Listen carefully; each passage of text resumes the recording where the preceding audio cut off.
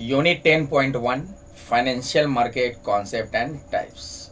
बच्चों, ये आपके क्लास 12th बिजनेस स्टडीज़ का बहुत इंपॉर्टेंट चैप्टर है। एग्जाम में इससे क्वेश्चन आता है। तो फर्स्ट टॉपिक है इसका meaning of financial market. Financial market क्या होता है? तो कहेंगे बच्चों, it refers to that market which creates and exchanges financial assets. वह मार्केट जहाँ पे फाइनेंशियल एसेट्स का लेन देन हो, फाइनेंशियल एसेट्स का एक्सचेंज हो, उस मार्केट को फाइनेंशियल मार्केट कहा जाता है।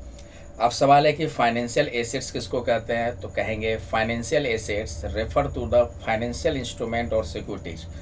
फाइनेंशियल एसेट्स का मतलब सिक्योरिटीज है या फाइनेंशियल इंस्ट्रूमेंट्स है। सिक्योरिटीज आपका दो तरह का होता है, लॉन्ग टर्म और शॉर्ट टर्म। तो दोनों तरह का सिक्योरिटीज को फाइनेंशियल एसेट्स कहा जाता है। जैसे शेयर्स हो गया, डिवेंचर्स हो गया, ट्रेजरी बिल हो गया, कमर्शियल पेपर, ये सारे सिक्योरिटीज है। और ये सारे सिक्योरिटीज का जिस मार्केट में लेन देन हो, जिस मार्केट में एक्सचेंज हो, जिस मार्केट में इन सारे सिक्योरिटीज का ट्रेड होता है, उसे हम लोग उस मार्केट को फाइनेंशियल मार्केट कहते हैं। In other words, a financial market is a marketplace where buyers and sellers trade financial assets like stocks. Stocks का मतलब यहाँ पे share, bonds, debentures and commercial paper. दूसरे वर्ड में कहेंगे फाइनेंशियल मार्केट क्या होता है? एक मार्केट प्लेस है जहाँ बायर्स और सेलर्स सिक्योरिटीज का ट्रेड करते हैं। ट्रेड का मतलब खरीदना और बेचना। बायर सिक्योरिटीज खरीदता है, सेलर सिक्योरिटीज को क्या करता है? बेचता है। तो वह मार्केट प्लेस जहाँ पे बायर और सेलर फाइनेंशियल एसेट्स यानी कि सिक्योरिटीज का ट्रेड करता हो, मेन सिक्योरिटीज खरीदने और बेचने का काम करता हो, वो मार्केट प्लेस क्या कहलाएगा? Financial market. सिक्योरिटीज में फिर से stock, bond, debenture, commercial paper, ये सारे सिक्योरिटीज है। और सिक्योरिटीज को हम लोग क्या कहते हैं? Financial assets. और सिक्योरिटीज दो तरह का होता है, लॉन्ग टर्म और शॉर्ट टर्म। तो फर्स्ट टॉपिक हमारा क्लियर हो गया, फाइनेंशियल मार्केट। नेक्स्ट टॉपिक है demand and supply of finance. तो फाइनेंस के दो साइड होते हैं। पहले फाइनेंस का सप्लाई साइड देख लो, उसके बाद डिमांड साइड। फाइनेंस का सप्लाई साइड का मतलब कहेंगे कि यह क्या करता है? फाइनेंस प्रोवाइड करता है। जैसे बैंक हो गया, बैंक पब्लिक को लोन दे रही है, तो बैंक क्या हो गया? सप्लायर हो गया फाइनेंस का। कोई फाइनेंशियल इंस्टीट्यूशन हो गया, इन्वेस्टर्स हो गया, ये सारे फाइनेंस के सप्लाई साइड में आते हैं, जो फाइनेंस प्रोवाइड करते हैं। जैसे कि बैंक क्या करता है? पब्लिक को लोन देता है, तो ये फाइनेंस का सप्लाई हो गया। फाइनेंस का सप्लायर हो गया आपका बैंक। एक हो गया अदर फाइनेंशियल इंस्टीट्यूशन, वो भी क्या करता है? लोन प्रोवाइड करता है पब्लिक के लिए, तो ये भी फाइनेंस का सप्लायर हो गया। इन्वेस्टर्स कंपनी में पैसा लगाता है। इन्वेस्टर्स कंपनी का सिक्योरिटीज खरीद कर कंपनी में पैसा इन्वेस्ट करता है, तो इन्वेस्टर्स भी क्या हो गया? फाइनेंस का सप्लायर हो गया। सेकेंड है demand side of finance. Finance का डिमांड साइड में आपका क्या किया जाएगा? जो फाइनेंस एक्वायर करते हैं, जैसे कि बैंक लोन दिया, तो बैंक किसको लोन दिया? पब्लिक को, तो पब्लिक क्या हो गया? फाइनेंस का डिमांड करने वाला, यानी कि डिमांड साइड से बिलोंग करेगा। इन्वेस्टर्स कंपनी में पैसा इन्वेस्ट कर रहा है, तो कंपनी फाइनेंस का कौन सा साइड में आ गया? Demand side. तो फाइनेंशियल मार्केट क्या करता है? फाइनेंशियल मार्केट इन्हीं फाइनेंस के डिमांड और सप्लाई को बैलेंस करता है। मतलब कि फाइनेंस का डिमांड और फाइनेंस के सप्लाई दोनों को बैलेंस में रखता है। इसको कहते हैं ट्रेड ऑफ फंक्शन। क्या कहते हैं? Trade off function. एग्जाम में क्वेश्चन दे देगा छोटा सा एक नंबर का कि ट्रेड ऑफ फंक्शन क्या है। तो ट्रेड ऑफ फंक्शन का मतलब होगा कि फाइनेंशियल मार्केट फाइनेंस के डिमांड और फाइनेंस के सप्लाई को बैलेंस में रखता है। इसी को हम लोग कहते हैं ट्रेड ऑफ फंक्शन। तो बेसिकली फाइनेंस दो फोर्सेस से प्रभावित है, फाइनेंस का डिमांड और फाइनेंस का सप्लाई। तो एक बार पढ़ लेते हैं थोड़ा सा intro. In the financial market the demand and supply of finance are fundamental forces. यानी कि फाइनेंस का डिमांड और फाइनेंस का सप्लाई, ये दो मेन फोर्सेज है जो इकोनॉमी में फाइनेंस के फ्लो या कैपिटल के फ्लो को प्रभावित कर सकती है। कैपिटल का मतलब फाइनेंस ले लो यहाँ। तो अर्थव्यवस्था में जो भी फाइनेंस है, जो भी मनी है, जो भी कैपिटल है, उनके फ्लो को ये दो साइड आपका डिमांड और सप्लाई प्रभावित कर सकता है। और यहाँ पे डिमांड और सप्लाई किसके डिमांड और सप्लाई की बात हो रही है? फाइनेंस की। इसलिए फाइनेंशियल मार्केट का मेन काम क्या हो जाता है कि इन्हीं फाइनेंस के डिमांड और इन्हीं फाइनेंस के सप्लाई को बैलेंस रखता है, मतलब ट्रेड ऑफ फंक्शन करता है, ताकि जो फाइनेंस का फ्लो है वो गड़बड़ाए नहीं, फाइनेंस का फ्लो है वो संतुलन में रहे, फाइनेंस का फ्लो में रुकावट या कोई भी दिक्कत, कोई भी गड़बड़ी ना हो। तो ये था आपका demand and supply of finance. Next topic है functions of financial market. Financial market का क्या काम है? ए काम है mobilisation of saving and channelling them into the productive ways. Financial market क्या करता है, जो इन्वेस्टर्स होते हैं, जो पब्लिक होते हैं, या जो इंडिविजुअल्स होते हैं, या कोई भी इंस्टीट्यूशंस हो गया, उनसे वो सेविंग कलेक्ट करेंगे। यानी कि फाइनेंशियल मार्केट क्या करता है, इंडिविजुअल से या इंस्टीट्यूशन से सेविंग को गैदर करेगा, सेविंग इकट्ठा करेगा और इसको वहाँ पे लगाएगा जहाँ पे प्रोडक्शन हो रहा है, मतलब बिजनेस में पैसा लगाता है। सीधा सीधी समझो कि बैंक जो है पब्लिक से क्या करता है, डिपॉजिट एक्सेप्ट करता है। तो पब्लिक ये जो डिपॉजिट कर रही है, कैसे कर रही है, तो पब्लिक सेविंग से ही डिपॉजिट करती है ना। तो पब्लिक क्या करे, पैसा सेव किया हुआ बैंक में जमा करती है, तो बैंक के लिए वो डिपॉजिट हो गया। तो बैंक क्या करता है, उसको उनका सेविंग कलेक्ट करके क्या करता है, किसी बिजनेस वाले को लोन दे देता है। इसका मतलब लोगों से या जिनका भी सेविंग है उनसे उस सेविंग को कलेक्ट करना और बिजनेस में पैसा लगा देना, ताकि बिजनेस में प्रोडक्शन का काम हो। जब प्रोडक्शन का काम होगा तो बिजनेस को प्रॉफिट होगा और साथ में जो सेविंग करने वाले हैं, जो इन्वेस्टर्स हैं, उनको भी रिटर्न मिलेगा। तो ये फाइनेंशियल मार्केट का मेन काम है, सेविंग को मोबिलाइज करता है, लोगों को इनकरेज करता है कि आप सेविंग करो, आप इन्वेस्ट करो, हम पैसे को लगाएंगे प्रोडक्शन एक्टिविटी में, वहाँ प्रोडक्शन होगा, वहाँ प्रॉफिट होगा, तो आपको भी रिटर्न मिलेगा। जैसे एक एग्जांपल ले लो, कोई इन्वेस्टर कंपनी में पैसा इन्वेस्ट कर रहा है, इसका मतलब क्या हो रहा है कि कंपनी उस पैसे को कहाँ यूज करेगी, प्रोडक्शन या प्रोडक्टिव यूज करेगी, तो कंपनी को बेनिफिट होगा, तो जो इन्वेस्टर्स है उसको भी बेनिफिट होगा। तो यही सारा काम फाइनेंशियल मार्केट करता है। सेकेंड है facilitating price discovery. Financial market securities का क्या प्राइस होगा उसको डिटरमाइन करने में हेल्प करता है, क्योंकि फाइनेंशियल मार्केट में सिक्योरिटीज़ खरीदा और बेचा जाता है, तो सिक्योरिटीज़ का कोई ना कोई प्राइस होना चाहिए ना। तो उस प्राइस डिटर्मिनेशन में फाइनेंशियल मार्केट हेल्प करता है। इसके लिए फाइनेंस के दो फोर्सेज यूज होते हैं, एक सप्लाई और एक डिमांड। इन्हीं सप्लाई और डिमांड के आधार पर सिक्योरिटीज़ का प्राइस डिटर्मिनेशन किया जाता है। तो फाइनेंशियल मार्केट का सेकेंड फंक्शन क्या है, फाइनेंशियल मार्केट सिक्योरिटीज़ का प्राइस निर्धारण में, प्राइस डिटर्मिनेशन में हेल्प करता है। और इसके लिए दो सोर्सेज यूज किए जाते हैं, दो फोर्सेज यूज किए जाते हैं, एक फाइनेंस का सप्लाई और एक फाइनेंस का डिमांड। फाइनेंशियल मार्केट का थर्ड फीचर है providing liquidity to financial assets. Financial assets का मतलब बच्चों सिक्योरिटीज। तो फाइनेंशियल मार्केट क्या करता है, सिक्योरिटीज में लिक्विडिटी प्रोवाइड करता है। मतलब कि अगर आप इन्वेस्टर, आप सिक्योरिटीज खरीदे हो, तो सिक्योरिटीज खरीदने का मतलब कि आपने कंपनी में पैसा दे दिया, अब आपको लग रहा है कि हमको पैसा चाहिए, तो आप घबराओ मत, आप सिक्योरिटीज को बेचकर पैसा में कन्वर्ट करवा सकते हो, कैश में कन्वर्ट करवा सकते हो। मतलब सिक्योरिटीज को आसानी से कैश में कन्वर्ट करवाया जा सकता है, आसानी से खरीदा बेचा जा सकता है, इसलिए इसको कहा जाता है कि लिक्विडिटी प्रोवाइड करना। तो फाइनेंशियल मार्केट ये काम करती है ताकि इन्वेस्टर्स डिसकैरेज ना हो, इन्वेस्टर्स के दिमाग में ना हो, यह ना है कि हमारा पैसा फंस जाएगा।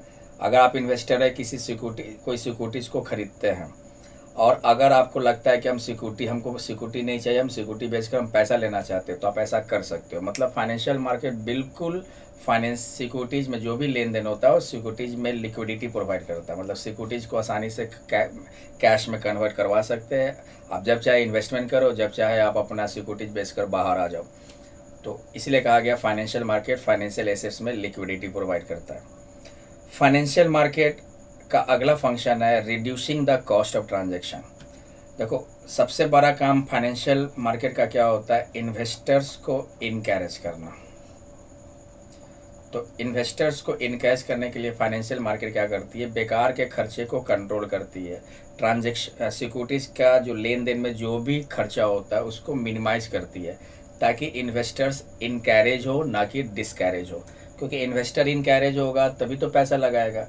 अगर इन्वेस्टर ये देखकर पैसा न लगाए कि ट्रांजैक्शन करने में, परचेज करने में हमको कमीशन देना पड़ता है, बेचने में हमको कमीशन देना पड़ता है, तो उससे इन्वेस्टर्स को लगेगा कि बेकार है, ट्रांजैक्शन करने में खर्चा है, तो इन्वेस्टर से डिसकैरेज हो सकते हैं, पैसा लगाना नहीं चाहेंगे। लेकिन वही अगर कंट्रोल कर ले कि आपको ट्रांजैक्शन का खर्चा बहुत कम लग रहा है, ना के बराबर लग रहा है, तब इन्वेस्टर्स को लगेगा कि चलो भाई पैसा लगा देते हैं। तो इन्वेस्टर्स को इनकरेज करने के लिए फाइनेंशियल मार्केट क्या करती है, सिक्योरिटीज़ का जो भी ट्रांजैक्शन होता है, उस जो भी ट्रांजैक्शन में खर्चा होता है उसको मिनिमाइज करने का काम करती है।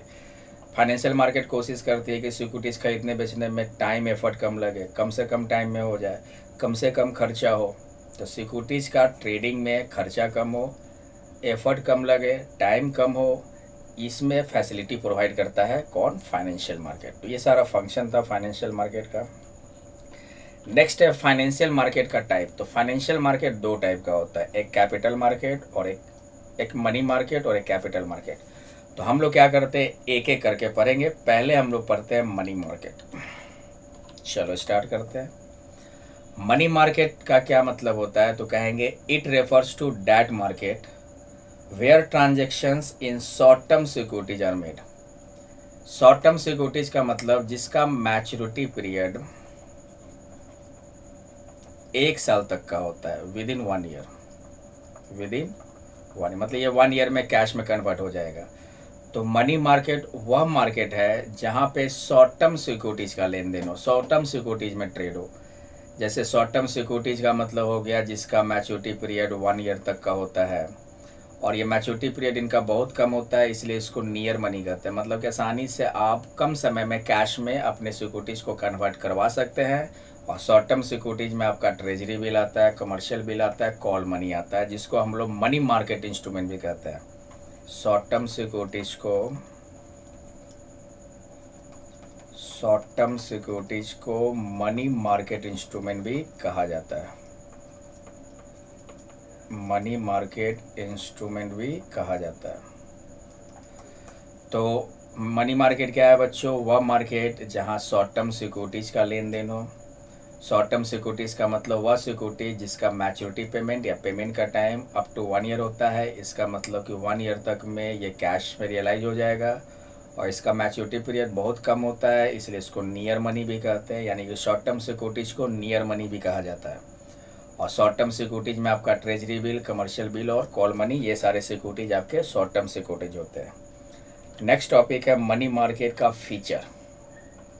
Features of money market. तो पहला मनी मार्केट का फीचर है कि dealing in short term fund. Short term fund का मतलब सिक्योरिटीज। तो मनी मार्केट में शॉर्ट टर्म सिक्योरिटीज में लेन देन होता है, यानी कि ऐसा मार्केट जहाँ पे शॉर्ट टर्म सिक्योरिटीज की खरीद बिक्री हो रही हो, वह मार्केट आपका मनी मार्केट है। सेकेंड है एक्टिवली ट्रेडेड इंस्ट्रूमेंट। इसका मतलब कि इसमें मनी मार्केट में जो सिक्योरिटीज होता है वह हाईली लिक्विड होता है, मतलब कि बहुत कम समय में कैश में कन्वर्ट हो जाता है। जैसे treasury bill, commercial paper, certificate of deposits, ये सारे एक्टिवली ट्रेडेड इंस्ट्रूमेंट है। एक्टिवली ट्रेडेड इंस्ट्रूमेंट का मतलब कि कम समय में कैश में कन्वर्ट हो जाना। No physical location. Money market का कोई पार्टिकुलर प्लेस नहीं होता है, कोई फिजिकल प्लेस नहीं होता है। ये इलेक्ट्रॉनिकली ये ऑपरेट होता है। जैसे आप टेलीफोन के माध्यम से आप ट्रांजैक्शन कर सकते हैं, लेकिन इसका कोई पार्टिकुलर मार्केट प्लेस नहीं है। जैसे कि हम लोग स्टॉक एक्सचेंज जानते हैं। स्टॉक एक्सचेंज आपका जैसे Bombay stock exchange, national stock exchange, ये एक क्या कहते हैं, इनका फिजिकल लोकेशन है। लेकिन मनी मार्केट का कोई फिजिकल लोकेशन नहीं होता, कोई जगह नहीं है। इसका ट्रांजैक्शन वर्चुअल होता है, मतलब कि आप टेलीफोन के माध्यम से, इंटरनेट के माध्यम से कर सकते हैं। तो कोई फिजिकल लोकेशन नहीं है। इनका ऑपरेशन इलेक्ट्रॉनिकली होता है। टेम्प्रोरी नीड को पूरा करने के लिए मनी मार्केट यूज होती है। यानी कि मनी मार्केट क्या करती है, तो फंड प्रोवाइड करती है, या मनी मार्केट ऐसे सिक्योरिटीज़ का लेन देन करती है जिससे शॉर्ट टर्म रिक्वायरमेंट पूरा हो, शॉर्ट टर्म ज़रूरत को पूरा करे। मेजर पार्टिसिपेंट्स मनी मार्केट में कौन कौन इन्वॉल्व होते हैं? गवर्नमेंट, यानी कि गवर्नमेंट का सिक्योरिटीज बेचा जाता है। बैंक हो गया, बैंक सिक्योरिटीज बेचती भी है, खरीदती भी है। कंपनियां हो गई, फाइनेंशियल इंस्टीट्यूशन। पब्लिक नहीं, क्योंकि शॉर्ट टर्म सिक्योरिटीज जो होता है ना, वो उनका प्राइस, उनका फेस वैल्यू बहुत अधिक होता है, इसलिए पब्लिक बहुत कम इन्वॉल्व होते हैं। जो पैसे वाले होते हैं, जिनके पास ढेर सारा कैपिटल्स हैं, फंड है, वही शॉर्ट टर्म सिक्योरिटीज में लेन देन कर सकती है। तो इनके मेजर पार्टिसिपेंट्स आपके गवर्नमेंट अपनी सिक्योरिटीज बेचती भी है, खरीदती भी है। बैंक भी सिक्योरिटीज खरीदेगा, बेचेगा। कंपनियां हो गई, फाइनेंशियल इंस्टीट्यूशन हो गया। तो ये सारा आपका मनी मार्केट का फीचर्स। मनी मार्केट इंस्ट्रूमेंट्स को हम लोग कहेंगे शॉर्ट टर्म सिक्योरिटीज। तो शॉर्ट टर्म सिक्योरिटीज में क्या आएगा? Treasury bill, commercial paper, call money, certificate of deposit, commercial bill. तो आपके टेक्स्ट बुक में ये 5 शॉर्ट टर्म सिक्योरिटीज को पढ़ने हैं, तो एक एक करके पढ़ते हैं। पहले पढ़ेंगे ट्रेजरी बिल। ट्रेजरी बिल क्या होता है, बस जो लिखा है उसको पढ़ना है बच्चों। ट्रेजरी बिल ये तो क्लियर है कि शॉर्ट टर्म सिक्योरिटीज है, शॉर्ट टर्म सिक्योरिटीज है आपका ट्रेजरी बिल। तो पहले इसका मतलब जानते हैं। ट्रेजरी बिल क्या है? शॉर्ट टर्म गवर्नमेंट सिक्योरिटी, याद रखना गवर्नमेंट सिक्योरिटी है जिसको गवर्नमेंट यूज करती है फाइनेंस के लिए, फाइनेंस अरेंज करने के लिए। और इसका मैच्योरिटी पीरियड क्या होता है? कुछ दिन से लेकर 1 साल तक का होता है। मतलब कि शॉर्ट टर्म सिक्योरिटीज का मैक्सिमम पीरियड 1 ईयर तक का होता है। 1 ईयर में मैच्योर्ड हो जाता है। मैच्योर्ड होने का मतलब कैश में रियलाइज हो जाएगा।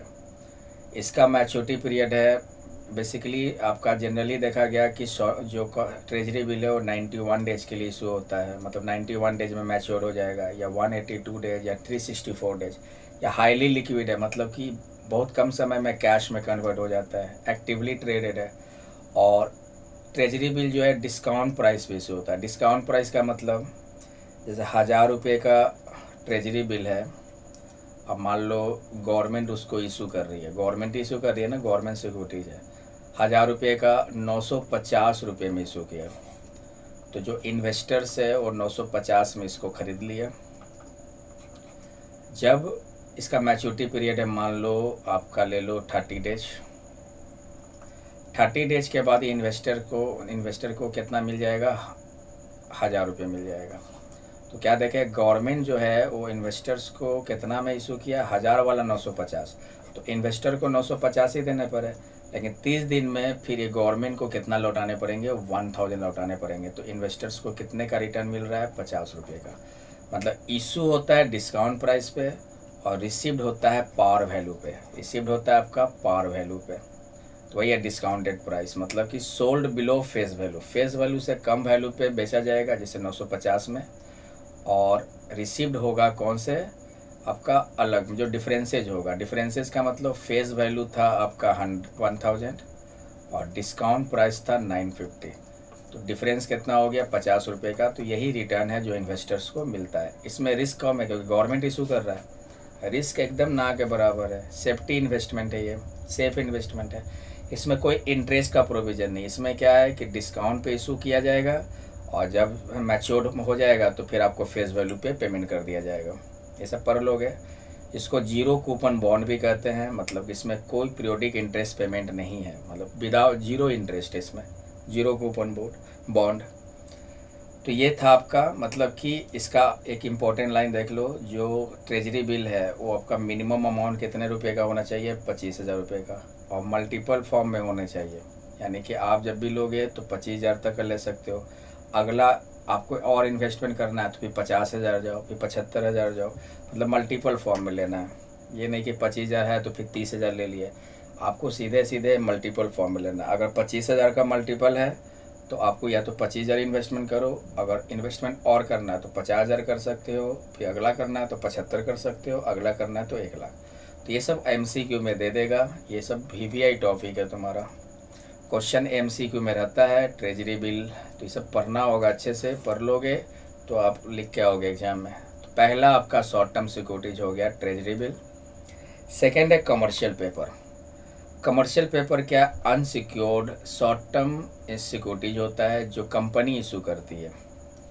किसको इशू करती है? जो फाइनेंशियल इंस्टीट्यूशंस होते हैं, जैसे बैंक हो गया, अदर फाइनेंशियल इंस्टीट्यूशन होता है, ताकि उनका जो शॉर्ट टर्म लायबिलिटीज है या जो भी उनका पेरोल है, जो भी इन्वेंट्री है, वो सब मैनेज किया जा सके। मतलब उनकी ज़रूरत शॉर्ट टर्म रिक्वायरमेंट को, शॉर्ट टर्म नीड को पूरा करने के लिए कंपनी क्या करती है? कमर्शियल पेपर फाइनेंशियल इंस्टीट्यूशंस को प्रोवाइड करती है।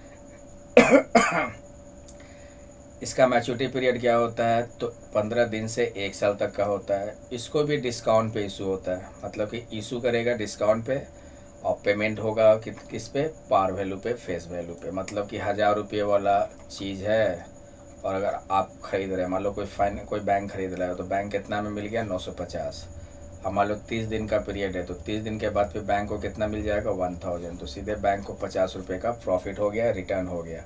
तो इशू किया जाता है डिस्काउंट पे। इसमें आपका क्या है? अनसिक्योर्ड है, मतलब कि कोलेट्रल नहीं आता है, कोई सिक्योरिटी गिरवी पे नहीं रखा हुआ है। अब बेसिकली याद रखना कि कमर्शियल पेपर हर किसी को इशू नहीं किया जाता। किसको इशू करेगा? क्रेडिट वर्थनेस कंपनियां, जिनका बढ़िया क्रेडिट है, मार्केट में अच्छी साख वाली कंपनियां होती है, उन्हीं को कमर्शियल पेपर इशू किया जाता है।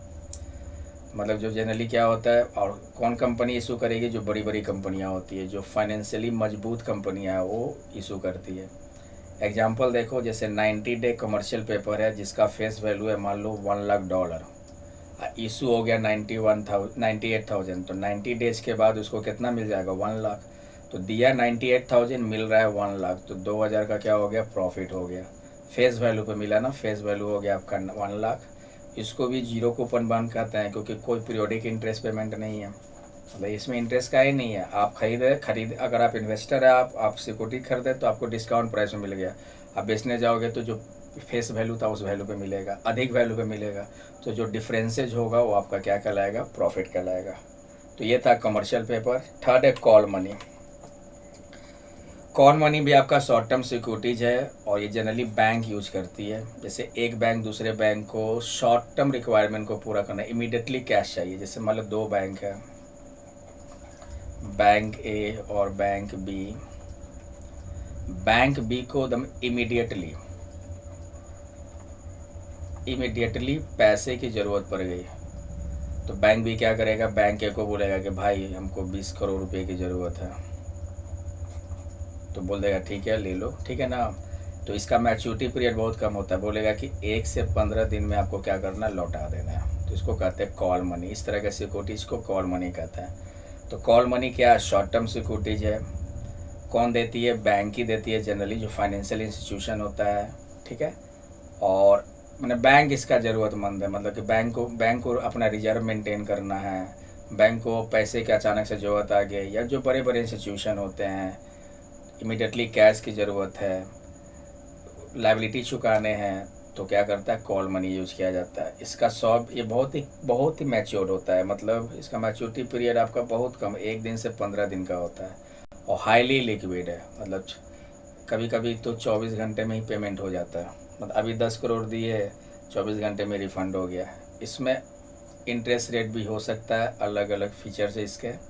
बैंक बेसिकली यूज करती है इसको अपना रिजर्व मेंटेन करने के लिए, या कोई लाइबिलिटी आ गया उसको पेमेंट करने के लिए, लिक्विडिटी रेशियो मेंटेन करने के लिए, कैश रिजर्व रेशियो मेंटेन करने के लिए। तो बैंक को पैसे की जरूरत पड़ती है तो दूसरे बैंक से वो कॉल मनी खरीद लेता है। एग्जाम्पल में देखो, a bank needing funds overnight might borrow call money from another bank to cover its short term cash need. जैसे कि उनको उस बैंक को अपना कैश रिजर्व मेंटेन करना था, तो दूसरे बैंक से उसने क्या किया, कॉल मनी एक्वायर किया। तो कॉल मनी एक्वायर करने का मतलब उसको पैसा मिल गया, और वो पैसा मिल गया तो फिर क्या होगा, वो अपना कैश रिजर्व मेंटेन कर लेता है। और ये कम समय के लिए होता है, बहुत कम समय के लिए। फिर बाद में उसको क्या करने होते हैं, इंटरेस्ट के साथ चुकाना भी होता है। एक मिनिमम कॉल मनी जो होता है 10 करोड़ का होता है।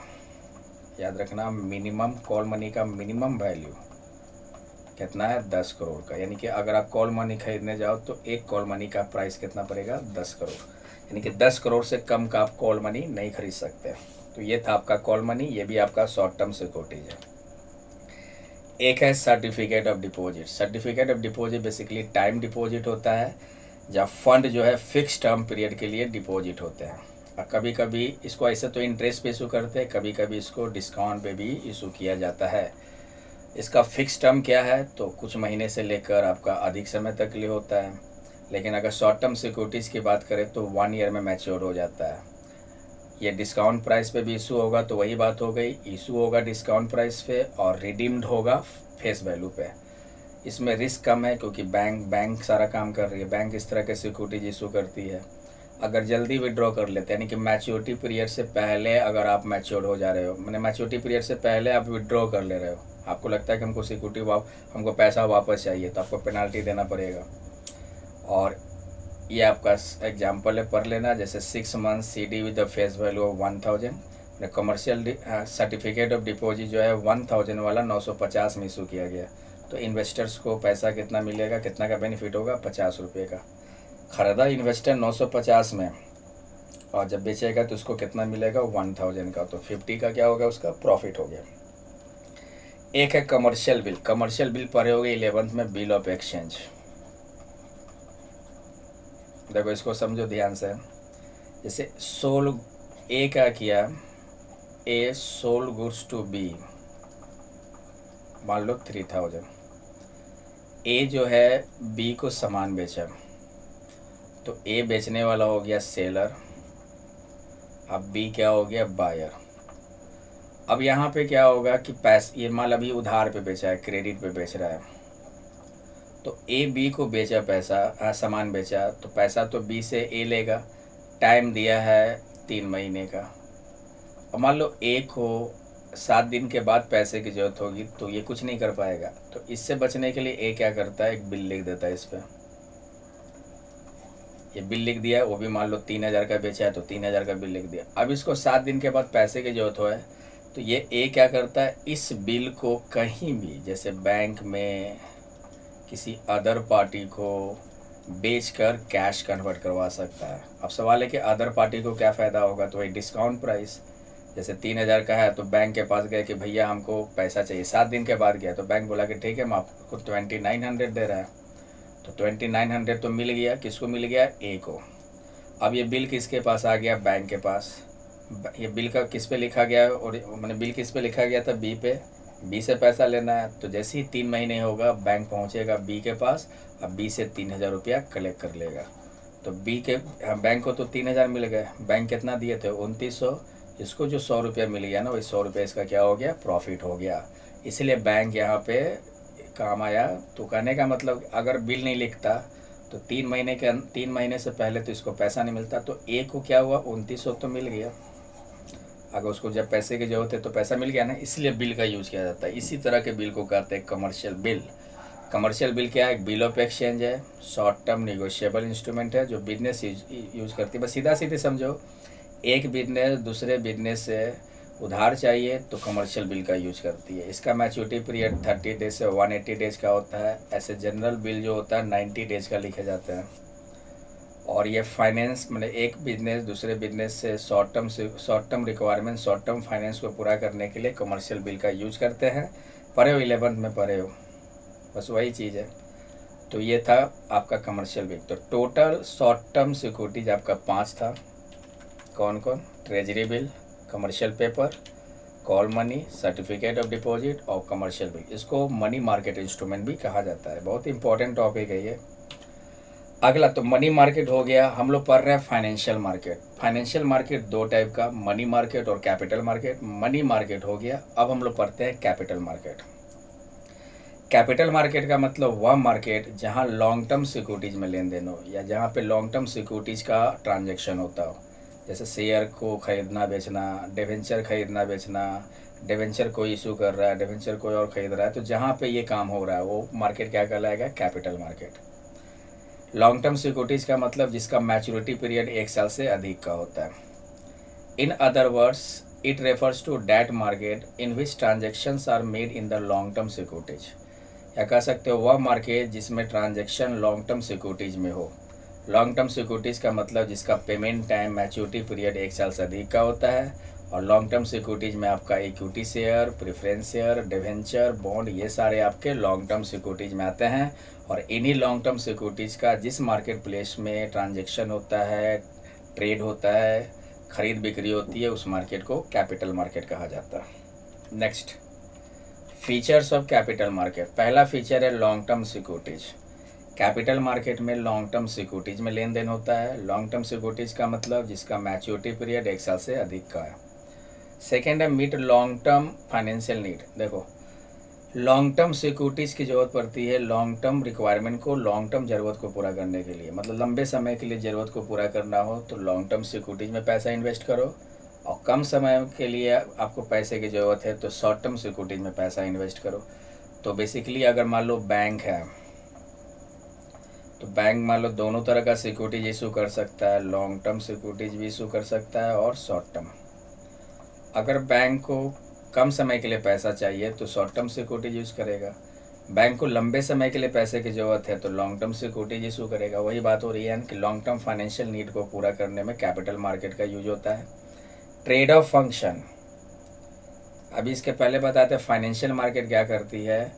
फाइनेंस का सप्लाई और डिमांड साइड को बैलेंस करती है, उसी को कहते हैं ट्रेड ऑफ फंक्शन। तो बेसिकली वो कौन सा काम कौन सा मार्केट करती है, कैपिटल मार्केट। कैपिटल मार्केट क्या करती है, कैपिटल के फ्लो को मेंटेन करने के लिए फाइनेंस का सप्लाई साइड और फाइनेंस के डिमांड साइड को बैलेंस में रखती है, उसे ही कहते हैं ट्रेड ऑफ फंक्शन। बहुत ही इंपॉर्टेंट टॉपिक है, दे सकता है एग्जाम में। Capital formation, financial capital market क्या करती है, लोगों को शेयर में इन्वेस्ट करने को इनकरेज करती है। तो जब लोग शेयर में इन्वेस्ट करेंगे तो इनका पैसा लंबे समय तक क्या होता है, सेव रहता है।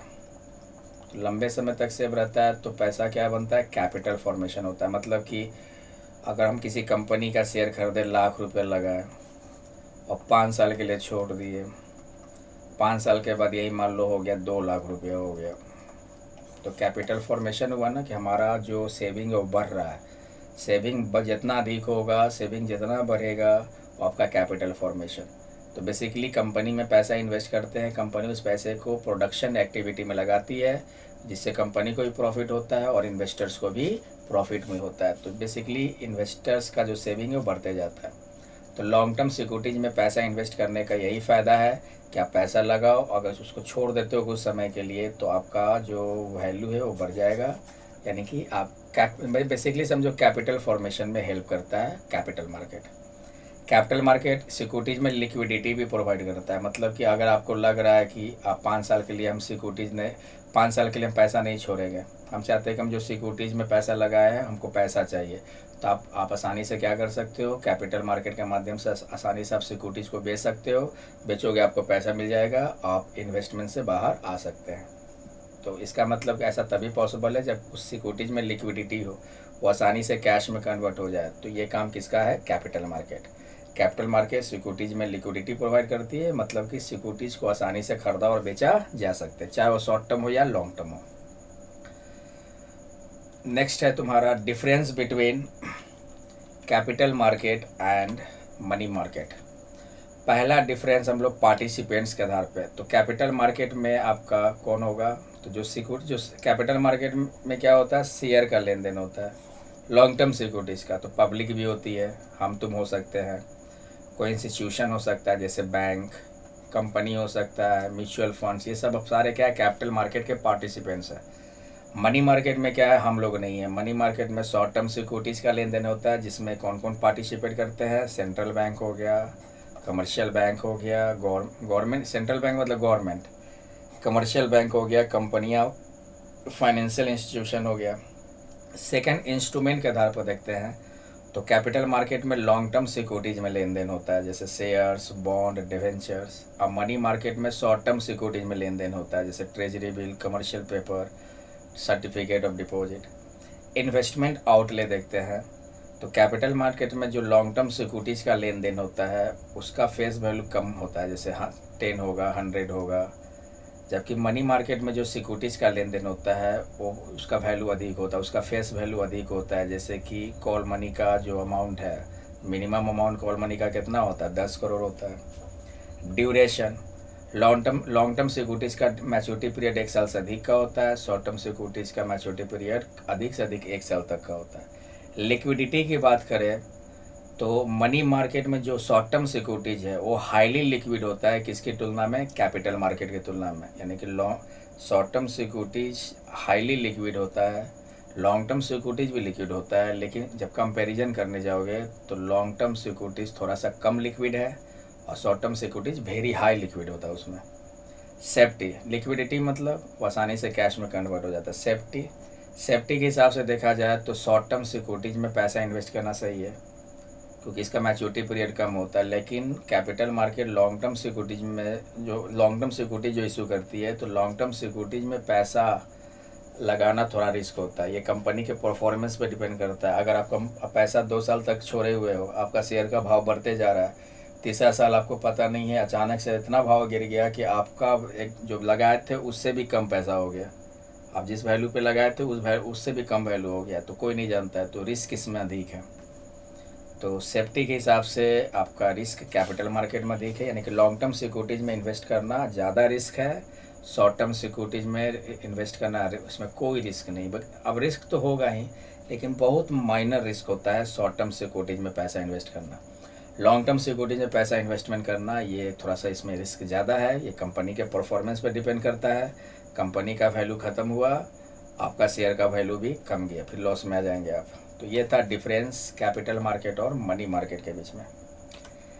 अब कैपिटल मार्केट दो टाइप का होता है बच्चों, प्राइमरी मार्केट और सेकेंडरी मार्केट। तो दोनों को एक एक करके पढ़ते हैं।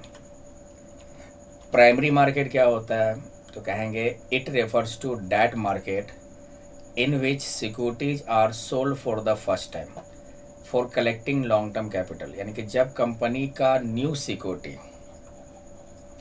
जब कंपनी का नया सिक्योरिटी जो पहली बार बेचा जा रहा हो, पहली बार इशू हो रहा हो, तो जिस मार्केट में ये काम हो रहा है उसको कहते हैं प्राइमरी मार्केट। तो प्राइमरी मार्केट का मतलब वह मार्केट जिसमें कंपनी का सिक्योरिटीज फर्स्ट टाइम बेचा जा रहा हो, फर्स्ट टाइम सोल्ड किया जा रहा हो, फर्स्ट टाइम इशू किया जा रहा हो। दूसरे वर्ड में कहेंगे it refers to that market which deals in new securities being issue for the first time. यानी कि वह मार्केट जिसमें कंपनी का नया सिक्योरिटी इशू किया जा रहा है पहली बार। तो जहाँ पे पहली बार नया सिक्योरिटी इशू हो उसको कहते हैं हम लोग, जिस मार्केट में ये इशू हो रहा है उस मार्केट को कहते हैं प्राइमरी मार्केट। आप लोग सुनते होंगे आईपीओ, कंपनी का आईपीओ इशू हो रहा है। आईपीओ का फुल फॉर्म होता है इनिशियल पब्लिक ऑफर, और ये आपका एक तरह से कह सकते हैं न्यू सिक्योरिटीज है। तो जिस मार्केट में ये काम हो रहा है वो मार्केट क्या कहलाएगा, प्राइमरी मार्केट। इसलिए प्राइमरी मार्केट को न्यू इशू मार्केट भी कहा जाता है। NIM नीम याद रखो। तो प्राइमरी मार्केट को न्यू इशू मार्केट भी कहा जाता है। तो प्राइमरी मार्केट वह मार्केट जहाँ पे कंपनी का सिक्योरिटीज फर्स्ट टाइम आपका सोल्ड किया जा रहा हो या फर्स्ट टाइम इशू किया जा रहा हो। Next, features of primary market. Primary market का पहला फीचर तो आप लोग को पता है, न्यू इशू मार्केट है। यानी कि प्राइमरी मार्केट में कंपनी का फर्स्ट सिक्योरिटी या new security first time issue होता है, जैसे IPO हो गया। मेन इन्वेस्टर्स, इसके मेन इन्वेस्टर्स कौन होते हैं, जो बड़े बड़े इन्वेस्टर्स होते हैं। क्योंकि जैसे ही कंपनी का फ्रेश सिक्योरिटी इशू होता है, बड़े बड़े पैसे वाले इसको फटाक से खरीद लेते हैं, पब्लिक के लिए बचता ही नहीं है। तो बड़े बड़े इंस्टीट्यूशन, बड़े बड़े इन्वेस्टर्स जो होते हैं, जो मोटा पैसा लगाने वाले, वही इसके मेन इन्वेस्टर्स होते हैं। एग्जिस्टिंग शेयर होल्डर्स भी हो सकते हैं, जो पहले से इनका कंपनी का शेयर खरीदे हुए हैं, वो भी, उनको भी मिलता है मौका, वो भी खरीद सकते हैं। इनका मेन पर्पस क्या होता है कि कंपनी को कोई प्रोजेक्ट नया प्रोजेक्ट में पैसा लगाना है, बिजनेस को बढ़ाना है, तो उसके लिए फाइनेंस चाहिए। तो कंपनी क्या करती है, IPO या न्यू शेयर इशू करती है। इसका कोई ज्योग्राफिकल लोकेशन नहीं है, मतलब कि वर्चुअल ट्रांजैक्शन होता है। आप, इसका कोई काउंटर नहीं है या कहीं पे कोई ज्योग्राफिकल लोकेशन नहीं है, कोई फिजिकल लोकेशन नहीं कि वहाँ पे जाके हम IPO खरीद लें। ये वर्चुअल होता है, इंटरनेट के माध्यम से होता है। इसमें कोई सेंट्रलाइज फिजिकल लोकेशन नहीं है। तो ये था प्राइमरी मार्केट का फीचर। अब बहुत इम्पॉर्टेंट टॉपिक है नॉलेज के लिए भी और एग्जाम के लिए भी, methods of flotation in primary market. Flotation को कहेंगे बच्चों इशू।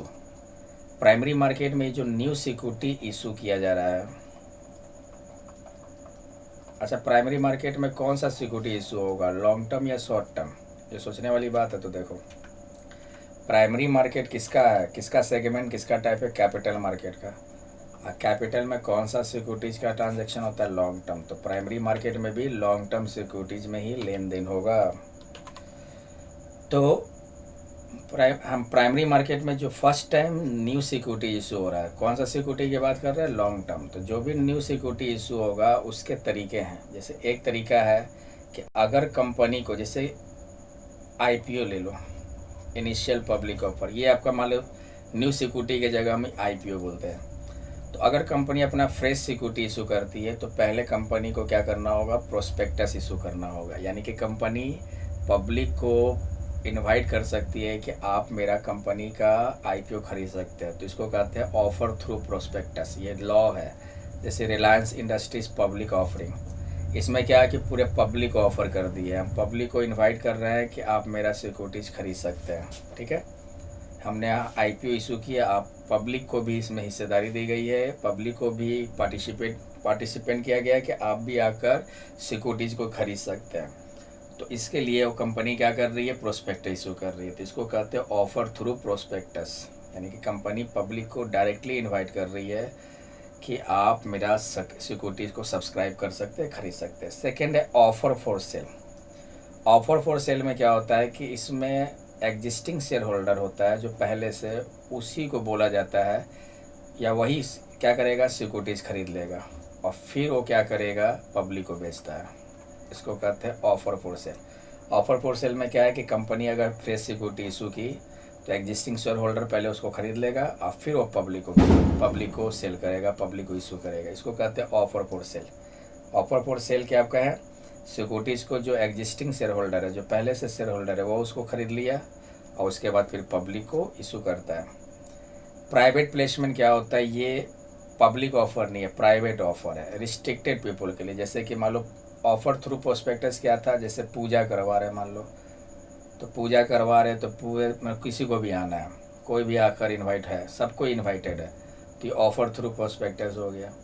अब प्राइवेट प्लेसमेंट क्या है कि इसमें जैसे शादी है, और शादी में मान लो 200 लोगों को ही निमंत्रण किया, तो 200 लोगों के लिए ही सिक्योरिटीज़ है।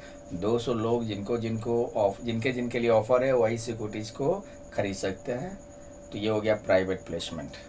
राइट इशू का मतलब होता है कि जो एग्जिस्टिंग शेयर होल्डर है उनको अधिकार दिया गया है कि हम जो सिक्योरिटी इशू करेंगे, जो नया सिक्योरिटी इशू करेंगे, पहले हम आपको बोल रहे हैं, अगर आप खरीदना चाहो तो खरीद सकते हो। इसको कहते हैं राइट इशू। एक होता है EIPO, electronic initial public offering. इसमें कंपनी क्या करता है, पब्लिक को शेयर इशू करता है इलेक्ट्रॉनिक प्लेटफॉर्म के माध्यम से। सीधा से इलेक्ट्रॉनिक प्लेटफॉर्म के माध्यम से IPO इशू हो रहा है, मतलब इंटरनेट के माध्यम से आप क्या कर सकते हैं, या इलेक्ट्रॉनिक बाइंडिंग के थ्रू भी आप क्या कर सकते हो, IPO खरीद सकते हो। तो इसको कहते हैं EIPO। तो इतने सारे तरीके हैं जब primary market new security issue करता है, या प्राइमरी मार्केट में जो न्यू सिक्योरिटीज इशू होता है, तो उसके तरीके हैं ये। ठीक है, ये कितने कितने तरीके से इशू किया जाता है, कैसे अगर आपको खरीदना है IPO तो आप क्या करोगे। अब है सेकेंडरी मार्केट। सेकेंडरी मार्केट क्या कहता है, कैपिटल मार्केट दो तरह के बच्चों, प्राइमरी मार्केट और सेकेंडरी मार्केट। सेकेंडरी मार्केट कहता है it refers to that market in which existing securities are bought and sold. जैसे कि अभी हम लोग स्टॉक एक्सचेंज का नाम सुनते हैं, शेयर बाजार, वो बेसिकली क्या है, सेकेंडरी मार्केट है। यानी कि यहाँ पे पहले से सिक्योरिटी इशू किया रहता है, उसी सिक्योरिटी को फिर से खरीदना बेचना, उसको वो कौन से मार्केट में हो रहा है, सेकेंडरी मार्केट में। तो it refers to that market in which existing securities are bought and sold. यानी पहले से सिक्योरिटी इशू कर दिया गया, अब कोई खरीद लिया, अब खरीदने के बाद फिर उसको बेच रहा है, फिर कोई खरीद रहा है, फिर बेच, ये काम बार बार हो रहा है। तो उसी सिक्योरिटीज़ का जो एक बार इशू हो चुका है, बार बार उसका ट्रेड हो रहा है, तो वो कौन से मार्केट में हो रहा है, सेकेंडरी मार्केट में। In other words it refers to that market where there is no issuing of the fresh securities. इसमें फ्रेश सिक्योरिटीज इशू नहीं किया जाता, इसमें पहले से जो सिक्योरिटी इशू किया गया है उसी की खरीद बिक्री होती है, उसी का ट्रांजैक्शन होता है। वो मार्केट आपका सेकेंडरी मार्केट। स्टॉक एक्सचेंज आपका सेकेंडरी मार्केट में आता है। सेकेंडरी मार्केट आपका क्या है, इसका फीचर्स क्या है, तो ये लिक्विडिटी प्रोवाइड करता है। यानी कि जो भी सिक्योरिटीज़ में ट्रेड हो रहा है, अगर इन्वेस्टर्स को लगता है कि हमको पैसा चाहिए तो आसानी से वो बेचकर आसानी से कैश में कन्वर्ट करवा सकता है। सेकेंडरी मार्केट प्राइमरी मार्केट के बाद आएगा, यानी कि जो भी सिक्योरिटीज़ जो सेकेंडरी मार्केट में उस इशू किए जाते हैं, पहले वो प्राइमरी मार्केट में इशू हुआ था, तब वो जाकर सेकेंडरी मार्केट में इशू होता है। तो secondary market basically primary market के बाद आता है।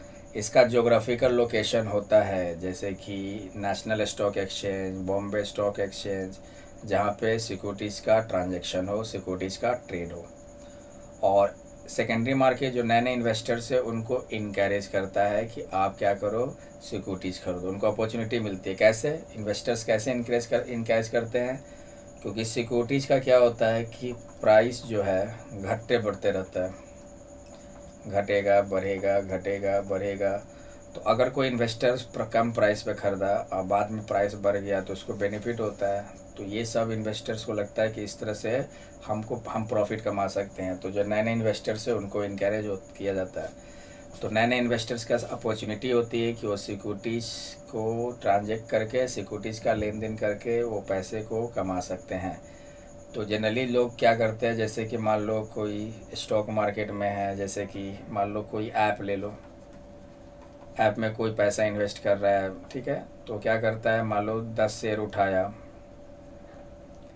10 के रेट से, मान लो तो 100 रुपये का उठाया हुआ है वो शेयर, मतलब ख़रीदा हुआ है। अभी उसका 10 का रेट है, धीरे धीरे 11 होगा, 12 होगा, अगर हो रहा है, अगर अगर मान लो कंपनी का शेयर का भाव बढ़ रहा है, मान लो एक महीना के बाद शेयर का भाव हो गया 20 रुपया।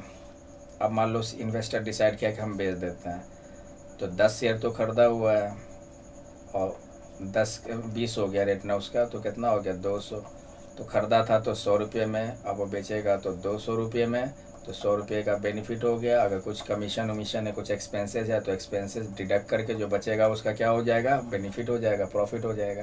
तो ये काम होता है। तो इस तरह से ये सब सारा काम किस में होता है, सेकेंडरी मार्केट में। सेकेंडरी मार्केट इस तरह के सर्विस प्रोवाइड करती है, जिससे नए नए इन्वेस्टर्स इनकैरेज होते हैं, उनको लगता है कि हम पैसा लगाएंगे, हमारा पैसा डबल हो सकता है। तो ये है आपका सेकेंडरी मार्केट का फीचर। अब आपका इस चैप्टर का लास्ट टॉपिक है difference between primary market and secondary market. तो प्राइमरी मार्केट में क्या होता है, नए सिक्योरिटीज इशू किए जाते हैं, जैसे आईपीओ। और सेकेंडरी मार्केट में जो पहले से सिक्योरिटी इशू किया गया उसको फिर से री इशू किया जाता है। ज्योग्राफिकल लोकेशन की बात करें तो प्राइमरी मार्केट के लिए कोई लोकेशन नहीं है। इसका ट्रांजैक्शन वर्चुअल होता है, इंटरनेट के माध्यम से होते हैं, इलेक्ट्रॉनिकली होते हैं।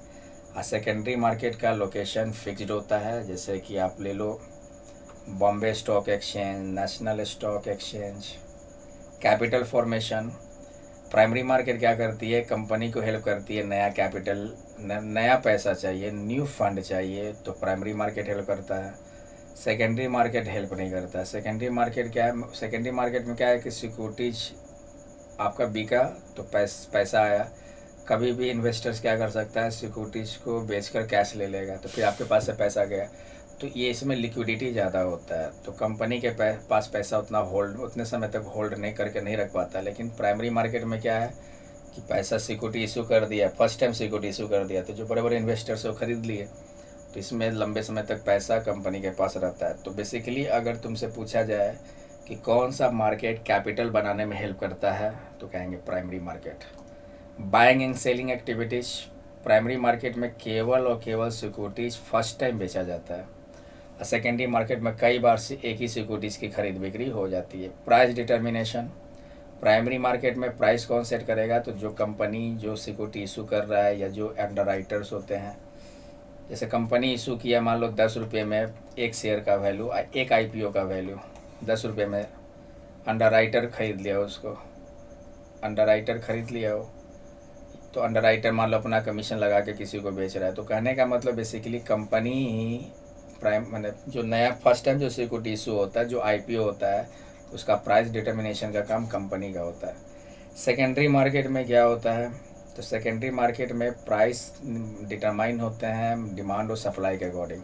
और प्राइस एक जैसे नहीं होते। जैसे अभी हम बताया ना कि एक इन्वेस्टर 10 रुपये पर शेयर खरीदा था, 20 रुपये हो गया, तो डिमांड और सप्लाई चेंज होता है, जिसके कारण जो सिक्योरिटीज़ का प्राइस है वो भी चेंज होते रहता है। तो इसीलिए इसको कहते हैं, क्या कहते हैं, लिक्विडिटी। इन्वेस्टर्स हमेशा ताक में रहते हैं कि जब मेरा शेयर का वैल्यू बढ़ेगा मैं उसको बेचकर पैसा कमा ले। तो ये था आपका बेसिकली प्राइमरी मार्केट और सेकेंडरी मार्केट में डिफरेंस। तो बच्चों ये था हमारा यूनिट 10.1, बहुत इंपॉर्टेंट चैप्टर है। आप लोग इसको एक बार दो बार ज़रूर देखो, रिवीजन पे ज़रूर ध्यान दो।